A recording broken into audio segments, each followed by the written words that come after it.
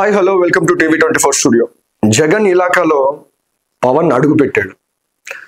ఈరోజు కానీ మనం గమనిస్తే మెగా పేరెంట్స్ టీచర్స్ మీటింగ్ అని రాష్ట్ర వ్యాప్తంగా జరుగుతుంది. అందులో భాగంగా కడపకైతే విచ్చేశారు పవన్ కళ్యాణ్ గారు. విద్యార్థులతో అయితే చాలా చక్కటి సంభాషణ అయితే జరిగింది.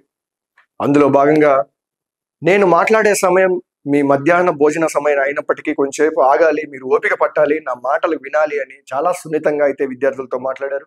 కమ్యూనికేషన్ స్కిల్స్ అనేవి పెంచుకోవాలి, లీడర్షిప్ క్వాలిటీస్ అనేవి పెంచుకోవాలి. విద్యార్థులకి ఏమేం కావాలి, వాళ్ళకి చదువు ఒకటే కాదు, ఎక్స్ట్రా కల్చరల్ యాక్టివిటీస్ కూడా ఉండాలి.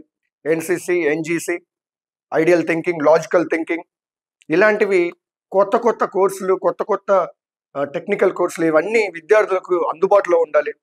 అదేవిధంగా విద్యార్థులు ఎక్కువ మంది వచ్చే కంప్లైంట్స్ ఏంటంటే సార్ దగ్గరికి సోషల్ మీడియా ఎక్కువ వాడుతున్నారు, దానివల్ల వాళ్ళు కొంచెం మిస్బిహేవ్ అయ్యే ఛాన్సెస్ అయితే ఉన్నాయి.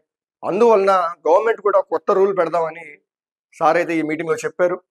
16 సంవత్సరాలు దాటిన వారికి మాత్రమే సోషల్ మీడియా అకౌంట్ ఉండాలని అయితే ఈ మీటింగ్లో చెప్పారు. అదేవిధంగా స్పోర్ట్స్ కూడా ఎంత అవసరమో దాని గురించి కూడా చెప్పారు. వాళ్ళకి ఏమన్నా అవసరాలు కావాలంటే గవర్నమెంట్ ఫండ్స్ సరిపోవు, మీకు సెంట్రల్ గవర్నమెంట్ నుంచి వచ్చే ఫండ్సే సరిపోతాయి, మళ్ళీ స్టేట్ గవర్నమెంట్ సపరేట్గా పెట్టాల్సిన అవసరం లేదు. వాటిని ఎలా యూజ్ చేసుకోవాలో మీరు తెలుసుకొని యూజ్ చేసుకోండి అని చెప్పేసి అధికారులకు కూడా అయితే అక్కడ చెప్పారు. అదేవిధంగా విద్యార్థులకి ఉపాధ్యాయుల గొప్పతనాన్ని కూడా చెప్పారు. నేను ఎందుకు కడపను ఎంచుకున్నానంటే కడపలో గ్రంథాలయాలు ఎక్కువగా ఉండే ప్రాంతం ఈ కడప.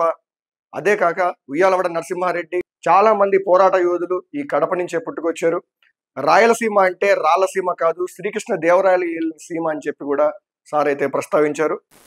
బహుమతులు బహుకరణ చేయడానికి వాళ్ళ దగ్గర ఫండ్స్ లేకపోతే అది కూడా పవన్ కళ్యాణ్ గారే నా సొంత డబ్బులు కూడా ఇస్తానని చెప్పారు. అదేవిధంగా వాళ్ళ వంటగదికి కూడా సొంత డబ్బులు ఎంత అయితే అంత, మీకు ఎంత కావాలంటే అంత నేను నా ట్రస్ట్ నుంచి ఇస్తానని చెప్పేసి అయితే పవన్ కళ్యాణ్ గారు అన్నారు. ఇది పవన్ కళ్యాణ్ గారి సొంత నియోజకవర్గం కాదు. కడప అంటే రాయలసీమ అంటే బాగా ఫిక్స్ అయిపోయింటారు, ఇది వైఎస్ఆర్ జగన్మోహన్ రెడ్డి వీళ్ళ ఏరియా అని చెప్పేసి. ఈయనకు అవసరం లేకపోయినా కానీ స్కూల్లో ఇబ్బందులు ఉన్నాయని తెలిసి ఈయన సొంత జోబులోంచి అయితే డబ్బులు ఇస్తామని చెప్పి అయితే హామీ ఇచ్చారు.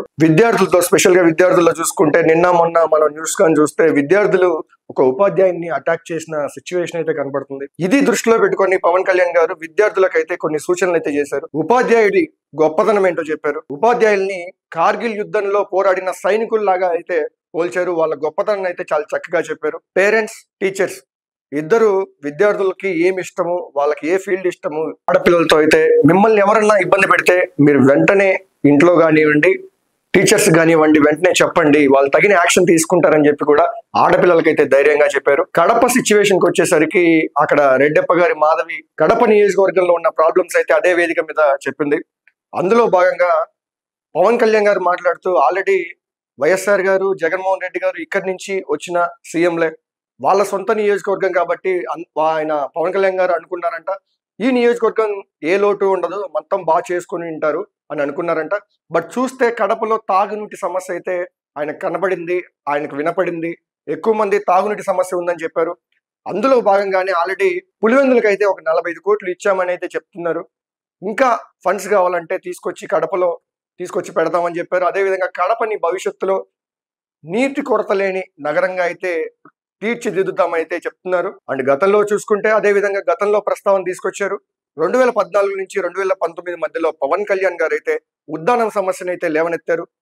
61 కోట్లు ఉద్దానం సమస్యకి, న్యూరాలసిస్ సెంటర్స్ కానివ్వండి, వాటర్ ప్యూరిఫికేషన్ కానివ్వండి, వీటికైతే 61 కోట్లు ఖర్చు పెట్టారని చెప్పి చెప్తున్నారు. అందులో భాగంగానే ఆ విధంగానే కడపకు కూడా మంచినీరు ఎల్లప్పుడూ ప్రతి ఇంటికి అందే విధంగా చూస్తామని చెప్పి అయితే పవన్ కళ్యాణ్ గారు చెప్పారు. దానిలో కిచెన్ కి ఆధునిక మోడర్నైజ్ చేయాలి, సదుపాయాలు లేవు, నవీకరణ చేయాల్సిన అవసరం ఉంది అంటే నా దృష్టికి తీసుకొచ్చారు. దానికి మన స్కూల్ కి సంబంధించి, మన కడప మున్సిపల్ కార్పొరేషన్ స్కూల్ కి సంబంధించి ఆ నిధుల్ని ఎంత ఖర్చు అయితే అంత నేను నా ట్రస్ట్ నుంచి మన స్కూల్ కి, మన కడప మున్సిపల్ కార్పొరేషన్ ఈ కిచెన్ ఆధునీకరణకి నేను డబ్బులు అందజేస్తాను. అది మీరు ఎంత అంటే అలాగే ఒక ఆడపిల్లలు అడిగారు, అక్కడ ఆడబిడ్డలు అడిగారు, నన్ను ఆ పాపలు అడిగారు ప్రైజ్ ఇమ్మని. దాకా ఒక ప్రొఫెసర్ మీకు ప్రశంసా పత్రాలు కానీ మీకు బహుమతులు కానీ ఏదైనా ఉంటే స్కూల్ యాజమాన్యం దృష్టికి తీసుకొస్తే. అండ్ అది చూశారు కదండి, కళ్యాణ్ గారు సొంత డబ్బులు, ఆయన సొంత జోబులోంచి డబ్బులు ఇలా ఇస్తా అని చెప్తున్నారు. గతంలో ఒక్కసారి కానీ మనం గమనిస్తే ఈ కడప జిల్లాలోంచే వచ్చిన ముఖ్యమంత్రులు ఇద్దరు ఉన్నారండి, వైఎస్ రాజశేఖర రెడ్డి గారు, వైఎస్ జగన్మోహన్ రెడ్డి గారు. వీళ్ళైతే ఎటువంటి డెవలప్మెంట్ చేశారో అర్థం కావట్లేదని చెప్పి అయితే కొంతైతే కనపడుతుంది. సొంత నియోజకవర్గాలనే డెవలప్ చేసుకునే వాళ్ళు ఆంధ్రప్రదేశ్ని ఏం డెవలప్ చేస్తారు? ఇప్పుడు పవన్ కళ్యాణ్ గారిది ఆయన సొంత నియోజకవర్గం కాదు, అతను సొంత డబ్బులు ఇవ్వడానికి. అయినా కానీ పవన్ కళ్యాణ్ గారి మానవత్వం అలాంటిది. ఎవరన్నా ఇబ్బంది పడుతున్నారని తెలిస్తే వెంటనే రెస్పాండ్ అయ్యి జోబులోంచి డబ్బులు తీసే మొట్టమొదటి వ్యక్తిలో పవన్ కళ్యాణ్ గారు అయితే ఉంటారు. చూశారు కదండి, ఇది ఈ రోజు అయితే జరిగిన mega parents and teachers meeting లో పవన్ కళ్యాణ్ గారి ప్రసంగం అండ్ పవన్ కళ్యాణ్ గారి సందేశం.